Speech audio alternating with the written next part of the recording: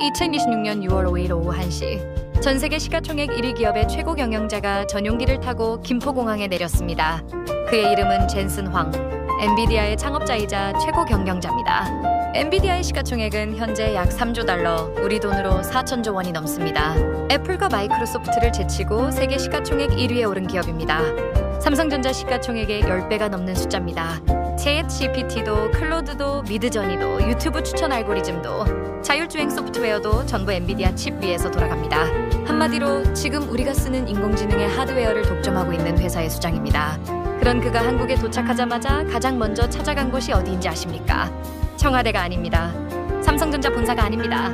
스카이닉스 연구소도 아닙니다. 서울 마포구 홍대 입구역 근처 골목 안에 있는 PC방이었습니다. T1이라는 e스포츠 구단이 운영하는 전용 PC방 T1 베이스 캠프였습니다. 그리고 그 안에는 26살 게이머 한 명이 기다리고 있었습니다. PC방 특유의 소음, 키보드 소리, 모니터 불빛 속에서 세계 최고의 기업가와 세계 최고의 게이머가 마주 앉았습니다. 어느 영화에서도 이런 장면을 기획하지 않았을 겁니다.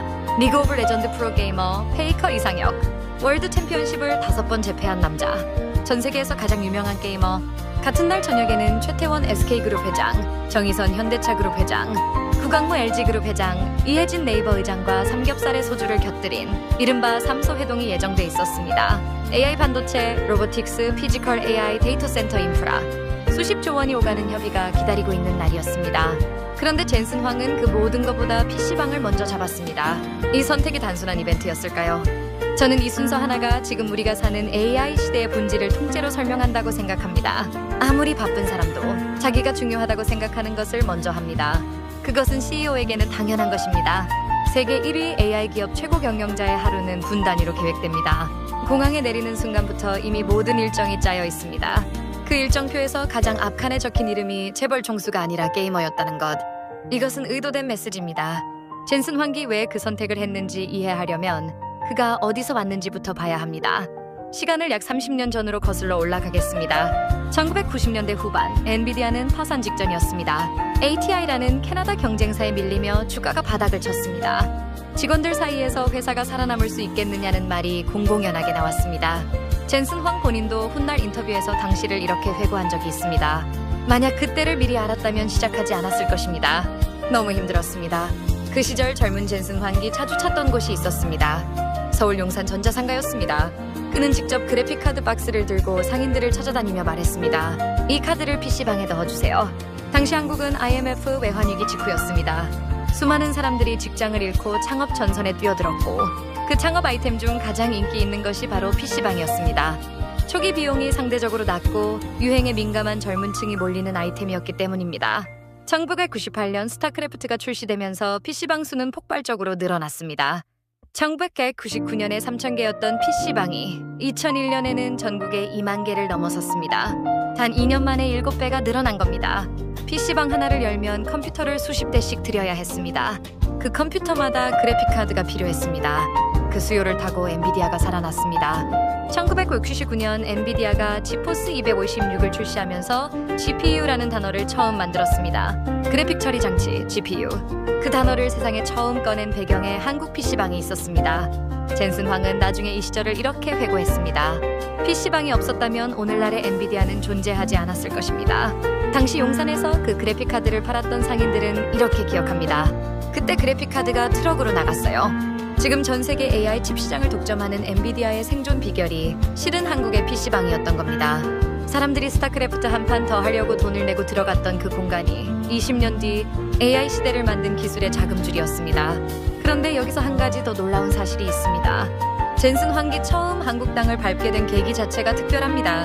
1990년대 초 삼성의 고 이건희 회장이 젠슨 황에게 편지를 한 통 보냈습니다. 당시 엔비디아는 시장에서 이름조차 알려지지 않은 작은 스타트업이었고 젠슨 황은 30살 안팎의 무명 창업자였습니다. 세계 최대 전자기업의 총수가 무명 스타트업 CEO에게 직접 편지를 쓴다는 것 자체가 이례적인 일이었습니다. 그 편지에는 이렇게 쓰여 있었습니다. 세계 최초의 비디오 게임 올림픽을 만들고 싶다. 당신의 도움이 필요하다. 젠슨 황은 그 편지를 받고 처음으로 한국 땅을 밟았습니다. 그리고 그 방문에서 평생 잊을 수 없는 장면을 목격했습니다. TV에서 누군가 게임하는 화면이 나오고 있었고 사람들이 그것을 구경하며 환호하고 있었습니다.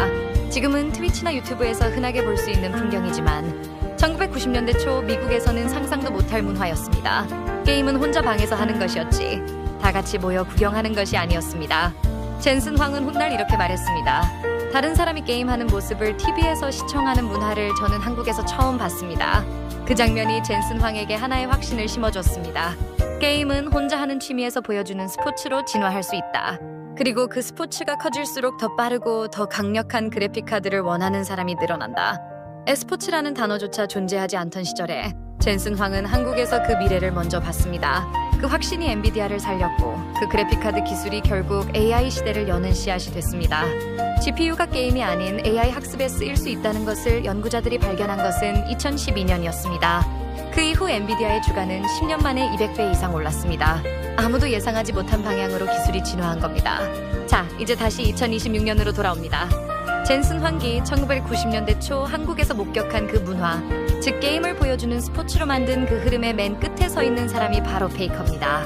리그 오브 레전드 프로 데뷔 이후 13년, 월드 챔피언십 우승 5회, 전성기가 왔다가 사라지기를 반복하는 e스포츠 세계에서 그는 단 한 번도 정상에서 내려온 적이 없습니다.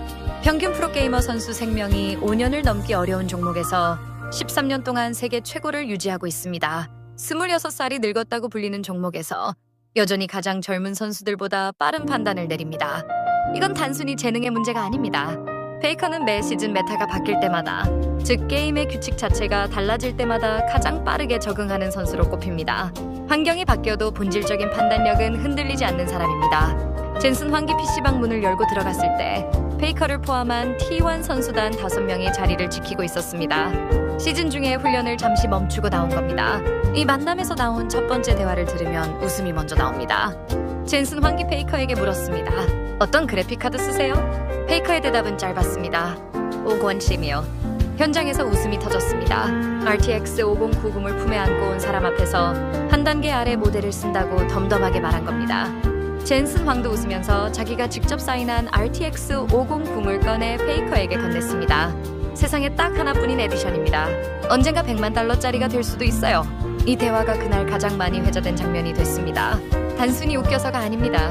이 짧은 대화가 이날 만남의 본질을 정확하게 담고 있기 때문입니다. 세계 최고의 게이머는 최고 사양의 장비를 쓰지 않습니다. 자기 플레이에 필요한 것만 고릅니다. 페이커에게 중요한 것은 그래픽카드의 성능이 아니라 자기 손에 익은 도구, 자기 판단에 맞는 환경입니다. 기술은 도구일 뿐이고 그 도구를 어떻게 쓰느냐는 인간의 판단에 달려있다는 것을 페이커는 말이 아니라 행동으로 보여준 겁니다. 젠슨 황은 이날 현장에서 이렇게 말했습니다. 한국은 e스포츠의 발상지입니다. 한국이 e스포츠를 발명했고 게임을 관람하는 문화도 만들었습니다. 한국 게이머들은 이기기 위해 최고의 GPU를 선택했고 그것이 바로 엔비디아 GPU였습니다. 그리고 이 말을 덧붙였습니다. 한국의 게이밍 문화가 지포스를 지금의 위치로 만들었고 이는 전적으로 한국 덕분입니다. 이 발언은 외교적 수사가 아닙니다. 실제로 그랬기 때문에 하는 말입니다. 이 말을 들으면 그가 왜 삼소회동보다 PC방을 먼저 잡았는지 비로소 이해가 됩니다. 삼소회동은 앞으로 무엇을 함께 만들 것인지를 논하는 자리입니다. 하지만 PC방 방문은 그 전에 뿌리를 먼저 확인하는 행위입니다. 나는 어디서 왔고 무엇 덕분에 여기까지 왔는가? 그것을 먼저 확인하지 않고 미래를 논하는 것은 적어도 젠슨 황에게는 의미 없는 일이었습니다. 그 뿌리가 한국 PC방이었고 그 PC방 문화가 만들어낸 최고의 결과물이 페이커였습니다. 그런데 이 행보에는 감사 표현 이상의 의미가 하나 더 담겨 있습니다. 지금 엔비디아가 가장 공을 들이고 있는 분야가 무엇인지 아십니까? 단순히 텍스트를 생성하는 AI가 아닙니다. 실시간으로 상황을 읽고 수십 가지 변수를 동시에 고려하면서 순식간에 최적의 결정을 내리는 AI입니다. 자율주행차가 도로 위의 모든 차량과 신호와 보행자를 동시에 읽는 것이 그렇습니다. 로봇이 공장 현장에서 예상치 못한 상황에 즉각 대응하는 것이 그렇습니다. AI가 체스에서 인간을 이긴 것은 오래전 일입니다. 하지만 정보가 불완전하고 상황이 실시간으로 바뀌고 상대방의 다음 행동을 정확히 알 수 없는 환경에서 최적의 판단을 내리는 것은 여전히 AI에게 가장 어려운 문제입니다. 그런데 바로 그 능력을 인간 중에서 가장 완벽하게 구현하고 있는 사람이 페이커입니다. 수백 밀리초 안에 상대방 5명의 위치, 스킬 쿨타임, 아군 체력, 지도 상황을 모두 읽고 움직입니다. 데이터가 불완전한 상황에서도 직관적으로 가장 좋은 판단을 내립니다. 아무도 예상 못한 수를 먼저 둡니다. 그리고 그것을 13년 동안 세계 최정상에서 유지합니다. AI가 흉내내고 싶지만 아직 따라가지 못한 바로 그 능력입니다. 젠슨 황은 수조 달러짜리 AI 칩을 만들면서 그 칩이 궁극적으로 도달해야 할 목표가 무엇인지 두 눈으로 직접 확인하러 간 겁니다. 여기서 지금 시대가 가진 가장 흥미로운 역설이 하나 등장합니다. 전 세계가 AI가 인간의 일자리를 빼앗을 것이라며 불안해하고 있습니다. AI가 글을 쓰고 그림을 그리고 코드를 짜고 계약서를 검토하고 의학적 진단을 내립니다. 그런데 바로 그 AI를 만드는 사람은 수십 조짜리 비즈니스 회의보다 게이머와의 만남을 먼저 잡았습니다. 재벌이 아니라 게이머를, 회의실이 아니라 PC방을, 정장 차림의 테이블이 아니라 기계식 키보드와 컵라면이 있는 자리를. 이것이 무엇을 의미하는지 생각해보면 답이 나옵니다. AI가 발전할수록 그 AI가 따라가야 할 기준은 인간의 가장 극단적인 능력입니다. AI를 두려워하는 것과 AI가 결국 인간을 모방하려 한다는 것. 이 두 가지가 동시에 사실이라면 우리에게 필요한 것은 AI처럼 생각하는 법이 아닙니다. 더 인간답게, 더 직관적으로, 더 창의적으로 판단하는 법입니다. 그 기준을 가장 선명하게 보여주는 사람이 베이커였고 젠슨 황은 그걸 알고 있었습니다.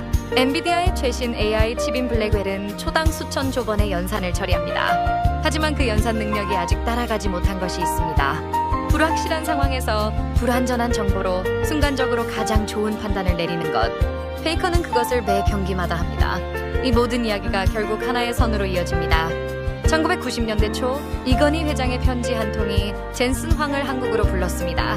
그리고 그 방문에서 게임을 스포츠로 보는 문화를 처음 목격했습니다. 그 확신이 엔비디아를 살렸습니다. 살아남은 엔비디아는 PC방 시장을 타고 성장했습니다. 그 성장이 그래픽카드 기술을 발전시켰습니다. 그 기술이 AI의 두뇌가 됐습니다. 그리고 그 AI 시대의 총사령관이 다시 뿌리를 찾아 홍대 골목을 걸어 들어갔습니다. 직선으로 이어지는 하나의 이야기입니다. 30년 전 이건희 회장의 편지 한 통이 없었다면 젠슨 황은 한국에 오지 않았을지 모릅니다. 용산 상인들이 그 그래픽카드를 받아주지 않았다면 엔비디아는 살아남지 못했을지 모릅니다. 그리고 PC방에서 스타크래프트를 하던 아이들이 없었다면 지금의 e스포츠도 페이커도 없었을 겁니다. 그리고 이 이야기를 가장 유쾌하게 만드는 사실이 마지막에 하나 더 있습니다. 2000년대 초 학원 땡땡이 치고 PC방에서 스타크래프트를 하던 그 세대, 그 사람들이 결과적으로 AI 산업에 가장 먼저 투자한 사람들이었습니다. 그때 그 사실을 아무도 몰랐다는 게 이 이야기를 더 특별하게 만듭니다. 부모님 눈을 피해 PC방에서 밤을 새우던 그 아이들은 자신들이 미래의 AI 산업에 투자하고 있다는 것을 몰랐습니다. 용산 상인들은 단순히 그래픽카드를 팔았을 뿐 그것이 AI 시대의 씨앗이 될 줄 몰랐습니다. 그리고 젠슨 황은 파산 직전의 회사를 살리기 위해 PC방을 찾았을 뿐 그것이 인류 문명을 바꾸는 기술로 이어질 줄 몰랐습니다. 위대한 이야기들은 대부분 이렇게 시작됩니다. 아무도 몰랐던 작은 선택들이 나중에 돌아보면 모두 연결돼 있었던 것들. 마지막으로 한 가지만 더 생각해 보겠습니다. 젠슨 황은 입국 당일 PC방 방문과 재계 총수 회동, 그리고 두산 베어스 야구 경기 시구까지 소화했습니다. AI 반도체를 논하고 게이머를 만나고 야구장 마운드에 올라간 하루. 이 세 가지 장면은 서로 전혀 다른 것처럼 보이지만 사실 하나의 메시지로 이어집니다. 기술은 산업만을 위한 것이 아닙니다. 스포츠를 위한 것이고 게임을 위한 것이고 사람들이 함께 열광하는 모든 것을 위한 것입니다. 그리고 그 열광의 중심에 인간이 있을 때 기술은 비로소 의미를 갖습니다. AI를 두려워하기 전에 먼저 인간이 얼마나 대단한지를 다시 한번 생각해 볼 필요가 있습니다. 그러면 우리는 이 이야기에서 무엇을 가져가야 할까요? AI가 내일을 빼앗을지 모른다는 불안감을 가진 사람이라면 오늘 이 이야기를 곱씹어 보시길 바랍니다. 세계에서 가장 앞선 AI를 만드는 사람이 가장 먼저 달려간 곳은 인간이 있는 자리였습니다. 정확히는 인간이 가장 인간다울 수 있는 자리였습니다. 압박받는 순간에 직관으로 최적의 결정을 내리고 오랜 시간 동안 그 능력을 유지하며 환경이 바뀌어도 본질은 흔들리지 않는 사람. AI가 그것을 흉내내려 할수록 그 기준이 되는 인간의 가치는 오히려 높아집니다. AI가 발전하는 속도만큼 인간이 가진 고유한 판단력과 직관의 희소성도 함께 올라갑니다. 페이커가 507식을 쓴 것처럼 도구가 아무리 좋아져도 결국 그 도구를 어떻게 쓰느냐는 인간의 몫입니다. AI 시대에 살아남는 방법은 AI보다 더 많이 아는 것이 아닙니다. AI가 따라오고 싶어 하는 인간이 되는 것입니다. 오늘 영상이 도움이 되셨다면 구독 한번 눌러주세요. 그렇다면 이 만남은 젠슨 황에게만 의미 있는 자리였을까요? 페이커 이상혁에게도 이 만남은 평범한 이벤트가 아니었을 겁니다. 페이커가 처음 프로게이머로 데뷔한 것은 2013년입니다. 그때 e스포츠는 지금처럼 화려한 산업이 아니었습니다. 게임을 직업으로 삼는다는 것이 사회적으로 인정받지 못하던 시절이었습니다. 부모님께 게임 선수가 되겠다고 말하는 것이 용기가 필요한 일이었습니다. 그런데 지금 그 선택을 한 사람 앞에 세계 최고의 기술 기업 CEO가 찾아왔습니다. 게임이 단순한 오락이 아니라 기술 문명과 직결된 산업이라는 것을 가장 상징적으로 보여주는 장면이었습니다. 젠슨 황기 페이커의 마우스를 직접 만져보고 그가 모니터를 바라보는 각도를 살피며 연신 감탄했다는 후문이 전해집니다. 세계 최고의 부를 가진 사람이 소년처럼 눈을 빛내며 게임 선수에게 집중하는 장면. 이 장면이 전하는 메시지는 하나입니다. 어떤 분야든 그 분야에서 가장 극단적인 수준에 도달한 사람은 반드시 인정받는 시대가 온다는 것입니다. 사실 역사적으로 보면 새로운 기술과 인간의 놀이 문화는 언제나 함께 발전해왔습니다. 고대 로마의 콜로세움은 건축 기술의 정점을 보여준 무대였고 동시에 인간의 경쟁을 구경하는 문화의 정점이었습니다. 중세 유럽의 체스 클럽은 수학과 논리학의 발전을 이끌었습니다. 19세기 영국의 증기기관이 만들어낸 철도는 스포츠를 전국 단위로 확장시켰습니다. 그리고 20세기 후반 반도체와 디스플레이 기술이 만든 게임이 새로운 경쟁의 무대가 됐습니다. 그 무대가 다시 AI 기술의 발전을 이끌고 있습니다. 기술이 놀이를 만들고 놀이가 다시 기술을 발전시키는 순환. 이 순환의 가장 최전선에 지금 한국이 있습니다. e스포츠라는 단어를 처음 만든 나라, 게임 방송을 처음 시작한 나라, 그리고 그 문화에서 젠슨 황기 엔비디아의 미래를 발견한 나라. 젠슨 황기 이날 방한 일정을 마치며 한 말을 마지막으로 전해드리겠습니다. 한국은 제게 기술의 미래가 어디로 가야 하는지를 가장 먼저 보여준 나라입니다. 앞으로도 그럴 것이라고 믿습니다. 이 말이 단순한 덕담이 아닌 이유는 이미 30년의 역사가 그것을 증명해왔기 때문입니다. 이건희 회장의 편지에서 시작해서 용산 전자상가의 그래픽카드 박스를 거쳐 홍대 PC방의 베이커까지 젠슨 황기 한국에서 배운 것들이 엔비디아를 만들었고 그 엔비디아가 지금의 AI 시대를 만들었습니다. 그리고 그 AI 시대의 다음 챕터도 다시 한국에서 시작될 가능성이 충분히 있습니다.